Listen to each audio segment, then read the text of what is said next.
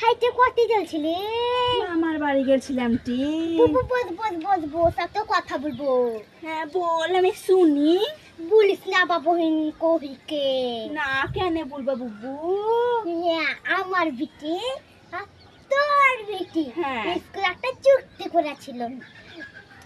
ল্যাস দাঁড়া, এবার বলছি বুবু।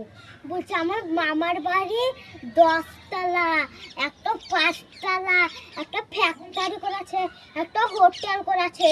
ইয়া বলছে তোর বিটি আর আমি বলছি ঠিক ওর মামা করতে পারবে। করেছিল তো।